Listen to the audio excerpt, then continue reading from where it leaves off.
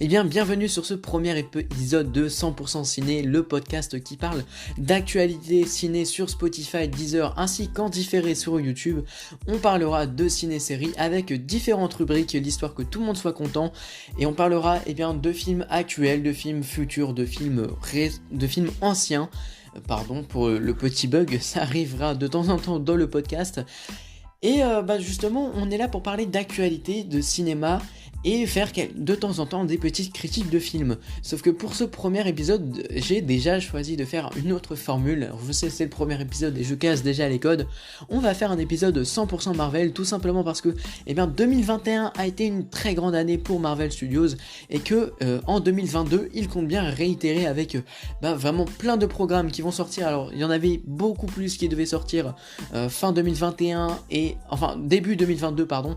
Et malheureusement il y a eu beaucoup de décalage ces derniers temps chez Marvel Studios et du coup il n'y aura pas autant de films que prévu de base en 2022, mais c'est pas grave parce qu'il y a quand même plein de news qui sont tombées en ce moment chez Marvel et donc c'est pourquoi j'ai choisi de faire un épisode 100% Marvel. Voilà, et on passe tout de suite avec justement le sommaire de cet épisode, c'est parti.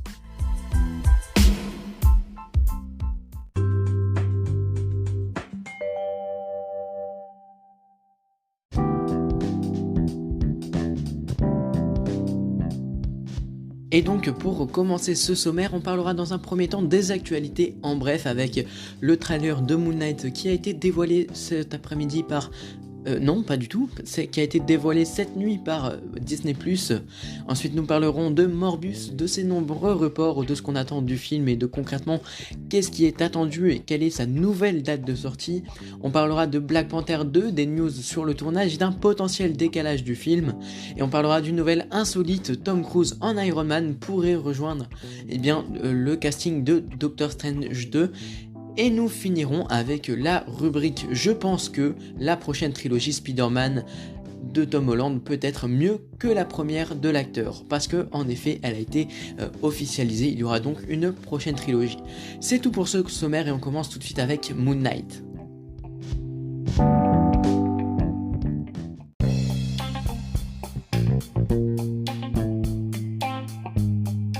Et donc on va lancer cette rubrique en bref avec le trailer du jour, le trailer de la série Moon Knight, série disponible sur Disney+, qui est une série Marvel, avec dans le rôle principal Oscar Isaac, qu'on avait déjà vu récemment dans Dune. Et donc ça nous annonce une série Moon Knight assez violente et beaucoup plus sombre que le reste du MCU, autrement dit c'est ce qu'on attendait de la série, parce que dans les comics c'est un personnage beaucoup plus sombre, beaucoup plus violent, avec un charisme énorme, et donc c'est vraiment ce que j'attendais de ce trailer.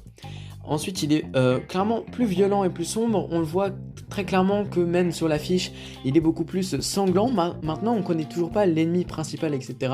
De la série. On connaît rien sur la tringue. Mais en vrai, ça ne saurait tarder. Et je pense qu'on verra de plus en plus des choses par rapport à la série, que ce soit des spots TV comme l'avait fait Hawkeye justement, où voilà, on avait une seule bande-annonce mais des milliards de spots TV derrière. Ça a été le cas aussi pour No Way Home qui a fait 2 bandes-annonces mais qui a balancé je ne sais pas combien de spots TV. Donc je pense que dans les prochaines semaines, jusqu'au 30 mars, jour de sortie de la série Moon Knight, on aura plein de spots TV assez sympathiques. Alors déjà, il faut savoir que le personnage donc de Moon Knight, alors je n'ai pas retenu son vrai nom, tout simplement parce qu'il a plusieurs personnalités dans la série, il porte plusieurs noms, parce qu'il a un petit côté schizophrène. Alors je connais pas très bien le personnage, j'ai pas lu de comics sur lui, mais en vrai ça peut être super cool de jouer sur ce côté schizophrène et un peu parano, où il a en fait des hallucinations. On le voit complètement dans le trailer où il fait des hallucinations face à une momie. Alors ça fait un peu noob comme ça quand je le dis, mais c'est vrai que je connais pas du tout le personnage, donc je sais pas qui c'est que ça peut être. Je me renseignerai, que peut-être qu'on en parlera dans une prochaine vidéo YouTube, donc je vous invite aussi à me suivre sur YouTube, le cinéma d'Hugo, si c'est pas encore fait. Et donc voilà, en fait ouais, il y a beaucoup de choses intéressantes sur ce trailer et je trouve qu'il en dévoile assez. Alors moi, le truc qui m'a un petit peu dérangé, voilà, ça reste quand même le costume de Moon Knight. Franchement, je l'ai trouvé osef. Ça m'a fait penser à... comment il s'appelle déjà ce personnage je crois que c'est pas Amadeus ou Armedeus. Enfin, dans la série Arrow, justement... non, c'est Prometheus, voilà.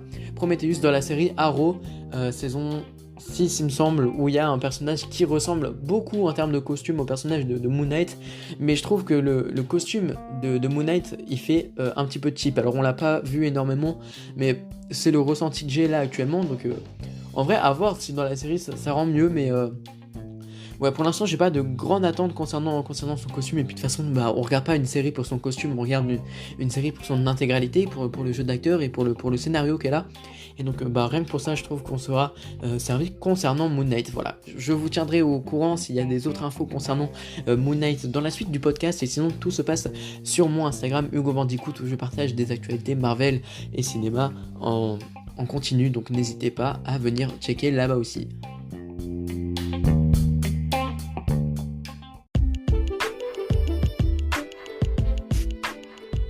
Attention, je vais commencer à parler de Morbius et cela risque de spoiler le film Spider-Man No Way Home, donc si vous l'avez pas vu, eh bien regardez le timer et passez cette partie.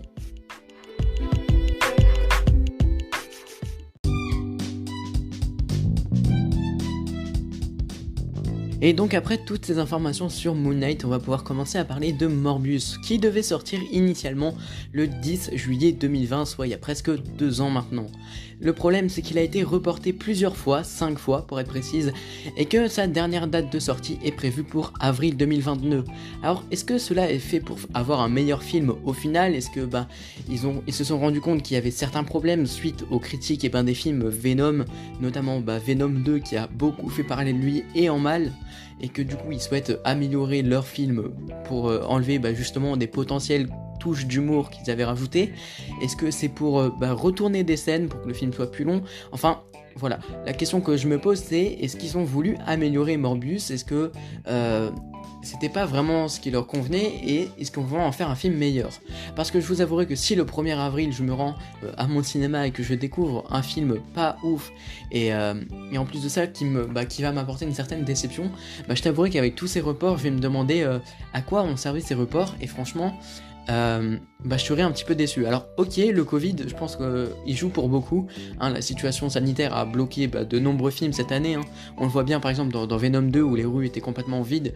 Déjà il y avait le tournage de Matrix 4 à San Francisco qui prenait tous les moyens et tous les lieux de tournage de la ville, mais surtout Venom 2, t'as l'impression que le film est vide, t'as l'impression qu'il y a personne dans la rue, et c'est normal, ça a été tourné en plein confinement, donc c'est un petit peu logique qu'il y ait personne dans les rues et tout, et justement je me demande si c'est pas pour changer ça, parce que Morbius, je crois pas que Morbius ait connu le confinement en tournage, en tout cas il l'a connu en post-production, et d'ailleurs ça lui a posé énormément de problèmes, je pense, forcément vu que en post-production, les équipes elles étaient en télétravail, pour la plupart en tout cas, et donc je comprends que ce soit reporté à cause du Covid, mais quand même reporter 5 fois et avoir son film qui sort 1 an et demi plus tard à peu près, entre 1 an et demi et 2 ans, c'est quand même assez gros. Sachant que de base il devait donc sortir le 26 janvier, enfin de base, la dernière fois qu'il a été annoncé c'était pour le 26 janvier, et ils ont annoncé début janvier, donc je crois le 2 ou le 3, que le film serait reporté donc au 1er avril, donc ça fait quand même un gros écart de 3-4 mois pour le film Morbius. Et alors là aussi les questions qui se posent, notamment sur Twitter où je vois beaucoup passer d'informations là-dessus, c'est que ce seraient des potentiels caméos qu'on rajouterait après No Way Home, justement après la venue d'Andrew Garfield, parce que dans le premier trailer de Morbius, on avait justement une affiche de je sais pas si c'est ça, mais un espèce de stickers sur un mur dans la rue, du Spider-Man de Andrew Garfield, avec écrit assassin dessus. Donc en vrai, peut-être qu'il y a des caméos pour intégrer Andrew Garfield, ou faire des tournages pour l'intégrer dans son univers, peut-être sans Andrew Garfield, sans qu'il soit dans le film. Je pense pas que ce soit un truc aussi gros que ça, mais voilà, ce serait plus pour l'intégrer à l'univers de The Amazing Spider-Man, du moins si c'est à cause des caméos, mais je pense que voilà, il y a plein de raisons qui ont fait que Morbius ont été décalés. Déjà, comme je l'ai dit, le Covid a dû jouer pour beaucoup, le fait qu'ils veulent améliorer, et les caméos. Alors maintenant, concrètement, qu'est-ce qu'il faut s'attendre du film? Je pense qu'on peut quand même s'attendre à quelque chose de sombre. Je pense pas qu'on tombera dans le piège de Venom et de Venom 2 qui, dans les bandes annonces, annonçaient quelque chose de super mature, de super, on va dire, sombre et violent, et au final c'était pas du tout le cas, ça tournait presque de la comédie. Et ben je pense que Morbius, pour le coup, lui sera un vrai film sombre, enfin du moins je l'espère vraiment, parce que ça m'énerverait un petit peu d'avoir un film Morbius qui est de la comédie, alors que c'est un film qui est censé parler de vampires, qui est à la limite de l'horrifique et de l'horreur. Donc ouais, ça me dégoûterait un petit peu, mais pourquoi pas. Je pense qu'il faut s'attendre à un film assez sombre et un film assez long qui va introduire, je pense, quelque chose de plus grand. Il va pas juste se contenter de son Morbius. Je pense qu'il va se contenter d'un... Enfin, non, il va pas se contenter, mais il va inclure tout ce qui va suivre l'univers de Sony, de Spider-Man. Parce que déjà, il y a le fameux The Amazing Spider-Man 3 que tout le monde attend et que tout le monde demande. Andrew Garfield, des fans, même Sony, je pense, le veulent. Donc, ça pourrait teaser ça pourrait teaser Venom 3 qui est aussi annoncé. Qu'est-ce qu'il y a d'autre comme programme qui a été annoncé? Il y a Kraven le chasseur, donc qui... Enfin, voilà, Morbius, à mon avis, va se contenter de...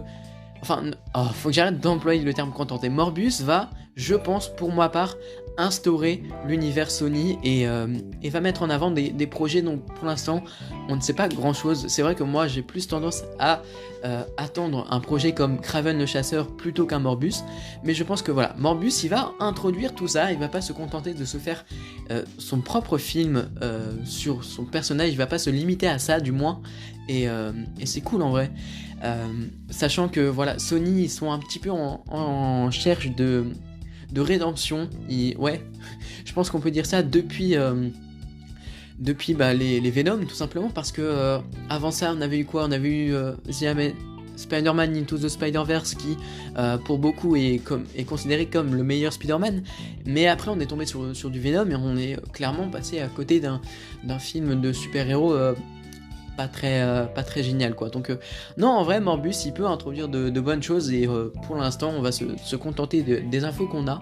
Il y a déjà 2 trailers de Morbius il me semble, donc qui eux aussi annoncent quelque chose de grand, comme le fait Moon Knight. Ça a l'air intéressant du moins, et ça a l'air assez hypant. Alors je parlerai peut-être plus tard, aux environs du mois d'avril, sur ce podcast, de potentielles théories sur ce qu'on voit dans ce trailer, parce qu'il y a des choses intéressantes à dire, comme je l'ai dit, ce fameux Spider-Man, ou alors les poches de sang, des vampires qui viennent se nourrir de sang. Enfin voilà, il y a plein de choses à dire sur ces trailers, donc j'espère qu'on pourra en reparler plus tard sur ce podcast, ou bien sur la chaîne YouTube, pourquoi pas. Donc voilà, je pense avoir tout dit sur Morbius, et on va pouvoir parler de Black Panther 2.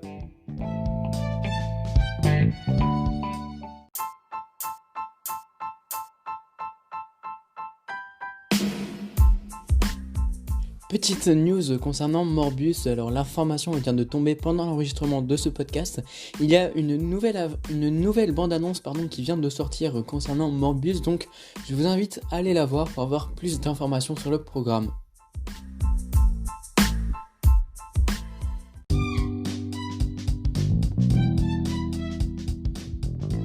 Et oui, vous savez sûrement, Letitia Wright, donc qui joue Shuri dans Black Panther, s'est blessée pendant le tournage de Black Panther Wakanda Forever. Sa blessure a été longue, et elle s'en est remise seulement au bout de quelques mois. Donc c'est un peu compliqué pour un film de ce genre, étant donné que il y a des scènes d'action à tourner et où on a besoin de l'actrice. Enfin, ça paraît normal qu'elle ne soit pas blessée sur le tournage, et du coup ils ont attendu que l'actrice se guérisse. Alors ils ont fait un maximum, les équipes de tournage ont tourné un maximum de scènes où ils n'avaient pas besoin d'elle, mais forcément, étant donné que ça va devenir l'un des personnages principaux du film, j'en parlerai un petit peu plus tard, et ils ont pas trop le choix que de l'avoir pour la plupart du temps dans le tournage à leur côté. Alors du coup, même si les équipes ont tourné sans elle, on pouvait penser que cela entraînerait du coup un retard pour les équipes de production et de tournage, et du coup entraînerait un potentiel décalage du film. Mais cependant, il y a l'équipe de production, certains membres de l'équipe qui se sont exprimés là-dessus et qui pensent qu'ils pourront terminer le film encore dans les temps, sachant que le film est censé sortir en novembre 2022, donc en fin d'année 2022, donc c'est assez compliqué, sachant que le tournage n'est même pas tourné, et quand on sait le temps que met la production d'un film, je me demande vraiment comment ils vont faire pour pas décaler le film, mais en tout cas ils nous assurent que pour l'instant le film n'est pas prévu d'être décalé et que c'est censé rester jusqu'au 11, donc comme je l'ai dit, jusqu'au 11 novembre 2022 je crois, enfin c'est pas forcément la date exacte, mais en tout cas c'est pour novembre. Et le problème en fait, c'est que Shuri est censée devenir la nouvelle Black Panther suite au décès de Chadwick Boseman, donc l'interprète de Black Panther dans le Marvel Cinematic Universe. Et du coup, on pensait que ce serait Shuri qui assurerait la relève, ce qui expliquerait pourquoi elle aurait un rôle si important dans Black Panther Wakanda Forever et qu'ils peuvent qu'ils peuvent pas se permettre de la perdre, donc concernant Shuri en termes de Black Panther, c'est pas forcément sûr parce que l'acteur qui joue M'Baku, donc j'ai pas son nom sous les yeux, a touché ou a demandé une grosse augmentation de son salaire puisqu'il aurait obtenu un rôle beaucoup plus important pour le film Black Panther 2 et qu'il aurait un temps d'écran beaucoup plus long que la plupart des acteurs, ce qui pourrait peut-être laisser deviner que lui deviendrait, je fais que de bégayer, le nouvel interprète de Black Panther, le nouveau Black Panther du Marvel Cinematic Universe. Donc n'hésitez pas à me dire, je dirais dans le sondage Spotify, si vous préférez Shuri ou M'Baku en termes de Black Panther.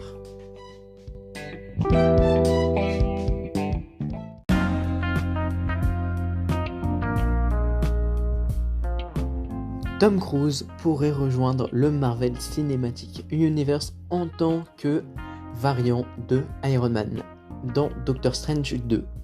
Oui, l'info est folle, je sais, c'est complètement fou. Alors qu'est-ce qui pourrait nous faire dire ça ? C'est beaucoup de scoopers qui parlent d'une arrivée de l'acteur dans ce rôle-là, et plus précisément dans Doctor Strange 2. Il y a beaucoup de scoopers, notamment sur Twitter, qui en parlent, et qui aurait dit que c'était à cause de ça les derniers reshoots récents de Doctor Strange 2, puisque pour ceux qui n'étaient pas au courant, Doctor Strange 2 a eu des reshoots en décembre, alors ça n'a pas duré super longtemps, je crois que c'était 2-3 semaines, mais il y a eu des scènes qui ont été rajoutées, et certains pensent que c'est pour rajouter encore plus de caméos, parce que vous le savez peut-être, mais le film est réputé pour ses caméos, toutes les théories qui parlent, ce seraient des caméos, par exemple le professeur Xavier des X-Men, ou des concept art avaient fuité, comme quoi il serait présent dans le film, et c'est pareil pour plein d'autres personnages, Loki et Sylvie donc de la série peuvent aussi également apparaître, donc il y a plein de choses qui peuvent arriver et plein de personnages qui peuvent revenir, des variantes de personnages, on parle également de Hugh Jackman dans Wolverine, il y a plein de caméos qui peuvent se faire dans Doctor Strange The Multiverse of Madness, et c'est quelque chose à suivre de très près, mais en même temps à prendre avec des grosses pincettes, puisque quand on dit beaucoup de caméos, ça veut dire beaucoup de possibilités également, donc beaucoup de fausses rumeurs, beaucoup de théories sans fondement, donc c'est assez dommage, mais il y a beaucoup de choses qui sont fausses aussi par rapport à ce film, mais ce qui est un peu problématique avec Doctor Strange 2, c'est que tout est possible. Dans la bande-annonce, donc la première bande-annonce qui était la scène post-générique de Spider-Man No Way Home, on n'avait pas tous ces caméos dans la bande-annonce, et je pense que ça paraît normal. On a juste America Chavez qui a fait sa première apparition à l'image dans une bande-annonce, mais c'est pas vraiment un caméo impressionnant, sachant que selon les rumeurs, il y aurait des centaines, mais littéralement des centaines de caméos qui vont arriver. Et la dernière news là qui est tombée assez récemment, ce serait concernant le film Fantastic 4, donc c'est toujours en lien avec Doctor Strange The Multiverse of Madness, ne vous inquiétez pas. En fait, ce serait John Krasinski qui arriverait en tant que variant de Reed Richards, donc Mr. Fantastic, et donc ça teaserait John Krasinski en tant que Mr. Fantastic, du coup dans le prochain film du MCU qui va sortir en 2023, les 4 Fantastiques, 2023 ou 2024. Donc pour l'instant c'est vrai qu'on ne sait pas si le casting est officiel, il faudrait que je me renseigne là-dessus, mais je crois pas qu'il y a eu encore un casting officiel. On sait qu'il y a eu des acteurs qui ont été appelés pour les rôles, maintenant on ne sait pas s'ils ont signé ou pas, enfin peut-être que l'on sait, mais là pour le coup je sais pas trop. En tout cas, John Krasinski pourrait venir en tant que Ministère Fantastique, et ça c'est une assez bonne nouvelle. Donc Doctor Strange 2 qui va sortir très bientôt, et ben ça pourrait être un film très intéressant en termes de caméo, et c'est une actualité à suivre de très près.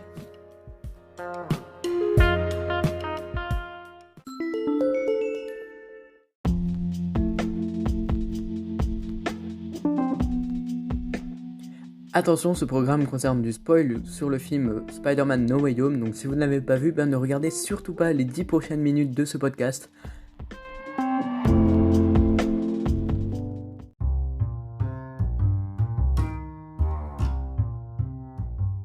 Et donc on passe au sujet principal de ce podcast. La prochaine trilogie Spider-Man a été officialisée par Marvel Studios, c'est-à-dire que l'acteur Tom Holland a signé pour 3 autres films après Spider-Man No Way Home.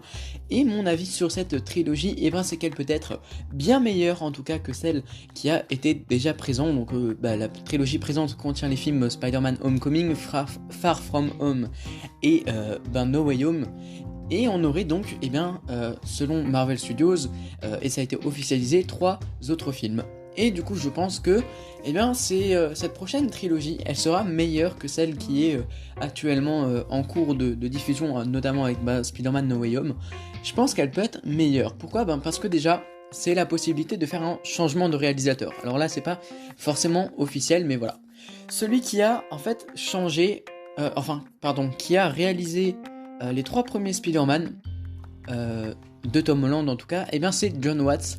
Donc il a réalisé chacun des films, et sa réalisation sur les Spider-Man sont très critiquées par les cinéphiles, parce qu'il met pas forcément en avant le personnage, qui fait des choses un petit peu... Je reviendrai peut-être sûrement sur un podcast spécial le cinéma de Jon Watts, mais voilà. Personnellement, je suis pas fan, je trouve son côté des films en tout cas un petit peu trop teen movie, mais enfin c'est pas vraiment un défaut, et c'est voulu quoi. Après on aime ou on n'aime pas, mais moi j'ai un peu de mal avec Homecoming et Far From Home. No Way Home a jamais dans mon cœur, mais ça c'est autre chose. Et du coup j'ai un petit peu de problème avec Jon Watts. Mais en fait, justement, cette trilogie, ça pourrait permettre de changer, d'amener un nouveau réalisateur. Alors même si je pense qu'ils vont garder Jon Watts quand même, parce que c'est un petit peu la touche Spider-Man de chez Marvel que justement Kevin Feige et Marvel Studios apprécient tellement. Donc c'est pas forcément sûr qu'il va changer. Néanmoins, ça risque d'arriver, et c'est une possibilité de vraiment tout recommencer à zéro, et notamment de changer le réalisateur. Ensuite, le Spider-Man de la première trilogie, quand je dis première trilogie, je parle de la première trilogie de Tom Holland, comme ça on est bien clair là-dessus. C'est un Spider-Man qui ne correspond pas à celui des comics, pas tout à fait, parce que dans les comics c'est quand même beaucoup l'araignée sympa du quartier, comme elle est souvent décrite, et là dans les films on a ce côté grandiose, ce côté impressionnant, qui fait des choses pour sauver le monde, voire sauver l'univers. Je parle notamment des films Avengers, parce que clairement là on a le plus vu Spider-Man de Tom Holland, c'était clairement dans Infinity War, dans Civil War et dans Endgame, et c'est là où on l'a le plus vu. Et justement c'est des films qui se prêtent pas trop au personnage, parce que c'est des films avec un enjeu mais énorme. On parle de sauver l'univers, voire même sauver le multivers. Alors c'est des enjeux qui sont beaucoup trop gros pour le personnage, et à côté de ça, t'as l'impression que le personnage il est un petit peu trop, je dirais pas faible, mais ça correspond pas trop à ces enjeux. Alors que c'est pareil pour la trilogie des films Spider-Man en soi. Je pense à Far From Home. Même si Mysterio est un des méchants les plus, on va dire, les plus emblématiques de Spider-Man dans les comics, j'ai trouvé que là ça faisait trop gros enjeux, mais encore ça reste potable, c'est pas comme c'est le cas sur les Avengers, mais voilà, j'ai trouvé que c'est quelque chose de très gros, et quand je dis qu'il n'est pas l'araignée sympa du quartier. En fait, je prends plus exemple sur la saga de Andrew Garfield et de Tobey Maguire, qui n'ont pas des enjeux, voilà, sauver le monde, ça s'arrête à sauver la ville, et ça va pas plus loin, et je trouve que c'est ce qui correspond le mieux à Spider-Man, et c'est ce qu'il devrait faire pour le reste des films Spider-Man.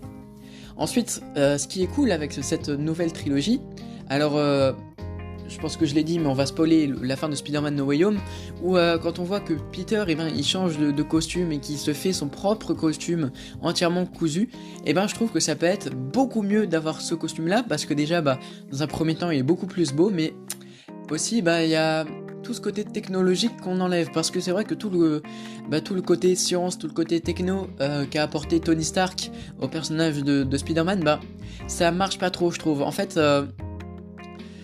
j'ai un peu de mal avec son côté hyper technologique à Spider-Man, même quand il a son costume normal dans Homecoming, ou enfin les costumes où il est censé être classique, parce que encore dans Infinity War, je suis d'accord qu'il puisse avoir un costume technologique parce qu'il va dans l'espace etc., qu'il a des plus gros enjeux, mais je vois pas par exemple dans Homecoming l'intérêt du costume technologique qui fait tout à sa place, parce que t'as l'impression que c'est ça, t'as l'impression que c'est le costume qui fait l'action, qui fait les choses, alors que c'est clairement Peter Parker aussi.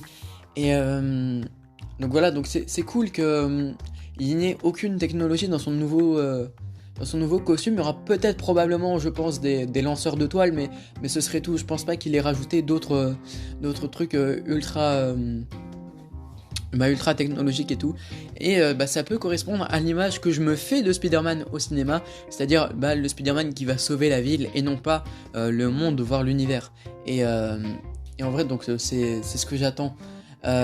Ensuite, ce qui est cool, c'est que... Enfin, ce qui est cool... Oui, non.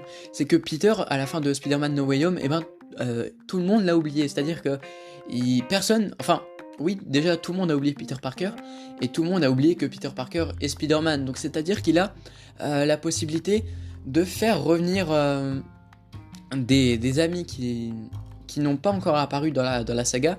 Je parle de Mary Jane, de Gwen Stacy et pourquoi pas Harry Osborn, qu'on a vu dans les anciennes trilogies, donc de Tobey Maguire et de Andrew Garfield, et qu'on n'a toujours pas vu justement dans le MCU, justement.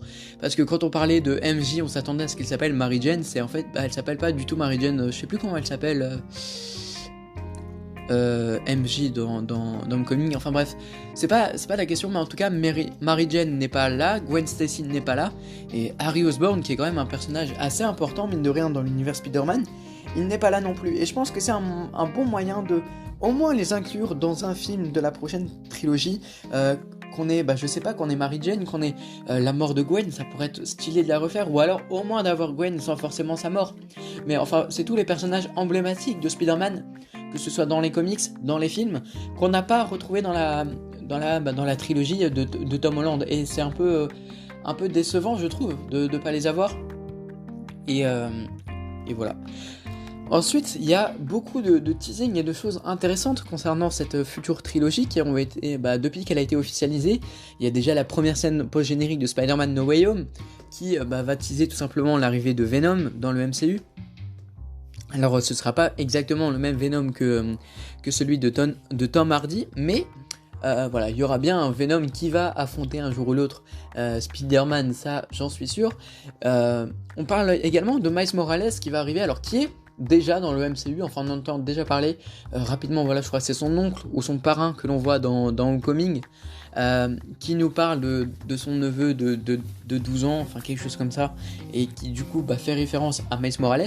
Donc on sait que Miles Morales est présent dans le MCU, et ça peut être une bonne idée de développer son personnage en tant que Spider-Man, de le voir Tom Holland, donc Peter Parker, le former, et ça peut être cool justement d'avoir tout ce côté un petit peu formation du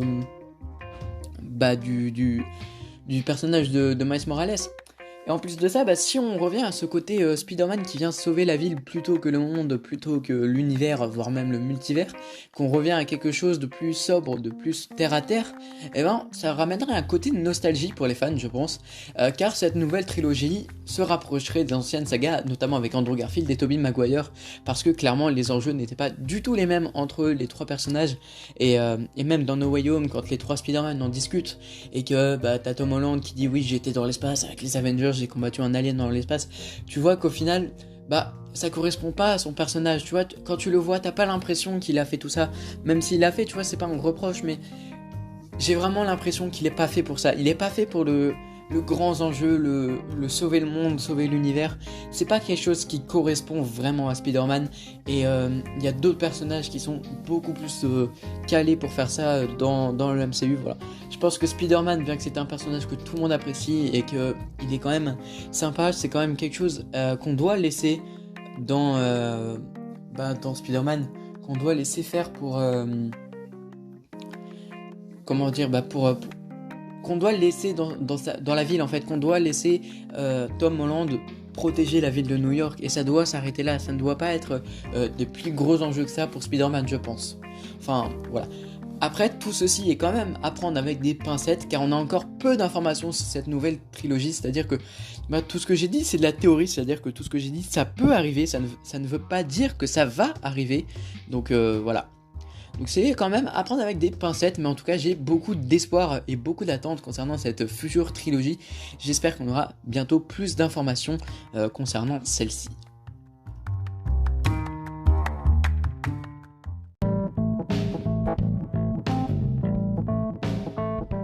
Et bien en tout cas merci d'avoir écouté ce podcast, que vous soyez sur Spotify, sur Deezer, sur Google Podcast ou encore en différé sur YouTube.